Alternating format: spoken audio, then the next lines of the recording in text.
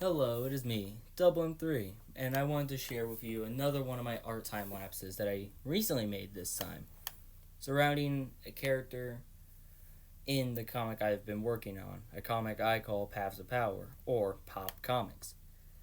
The character I'm discussing is the main antagonist of my final chapter. While I do have three main chapters, they are very rough and incomplete and have the most basic idea of what they're going to be laid out, and they're gonna need a lot of polishing and filling in and designing. There's a lot to do, but I want to discuss him since he was a recent drawing I did, and I felt like sharing it because I think people would like it, and he's a cool character. So I like to call this character Toe, though he does not like Tow.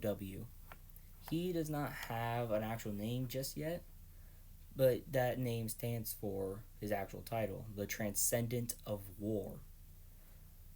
Transcendents are a group of people, or more like a species, if you will, that happens when people have a high capacity for what is known as Sylvan, the natural energy that flows for everything that only a select number of people can use as an actual power or benefit to them, or even perceive.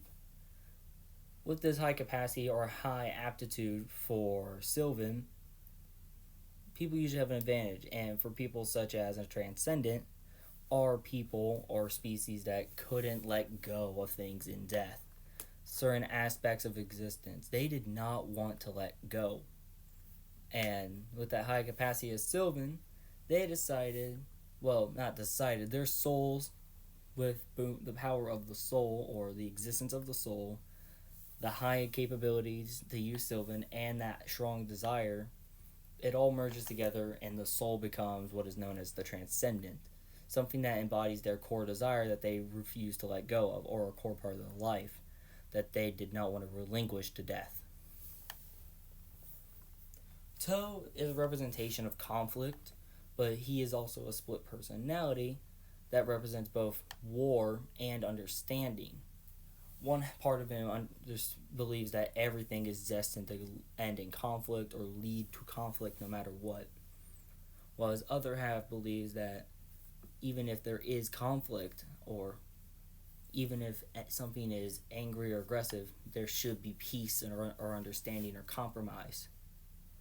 These two sides conflict often throughout the story chapter that he is in, first shown as aggressive but more of an orange color representing his more understanding side, the orange also being inspired by Sisyphus Prime from Ultra Kill. But this orange is interpreted as a representation of the bravery that soldiers and people show when they get into fights, or the gold showing the hope that they have when they get into these fights to move on or press on.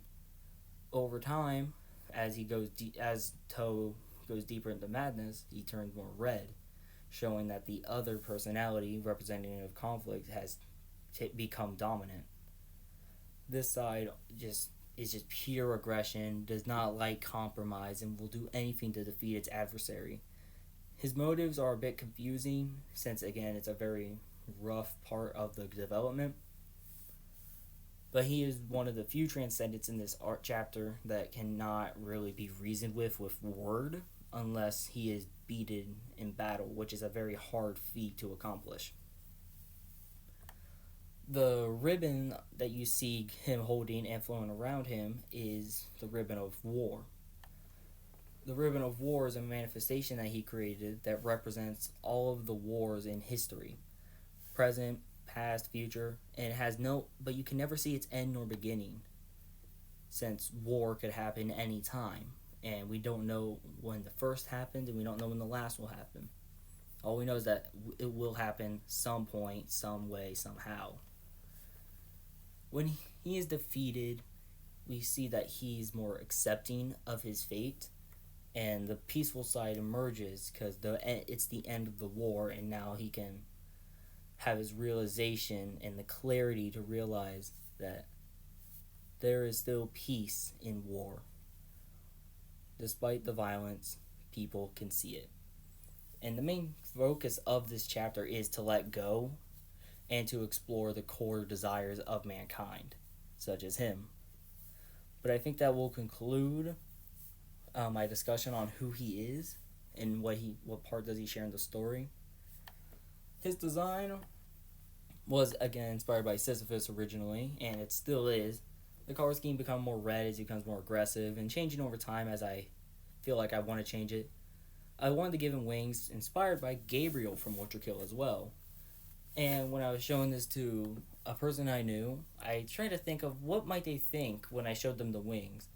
And my first idea was a cape when I thought about that, and I decided that his wings being a cape would be cool, and they only light up once they are spread out.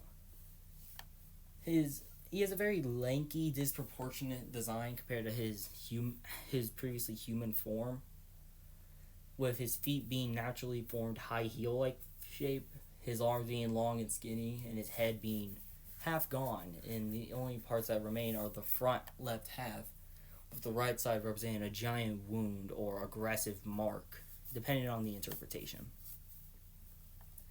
The transcendent soul being the circular glowing light source you see in the center of their chest, just showing who they are in core value based off color and, structural behavior and animation. And now reaching the end of discussing his design I have to cover one more thing, being the ribbon of war. It being white represents that while war can both be pure violence, it also represents that it can be purely for meaningless conflict, that it could represent endlessness and it's neutral, it's just going to happen. While the orange parts represent the lining orange can represent the bravery that is war, the courage it takes to go into such brutal conflicts. But now reaching the end of the discussion about the design and who he is, I think this is the end, so I really hope you enjoyed. I hope you've been enjoying the art I've been sharing. And I appreciate if you liked it to, support it, like, comment, subscribe, all the good stuff. But this is the end. So this is Double M3, and I hope you have a good day, and I'll be seeing you in the next video. Bye-bye. Later.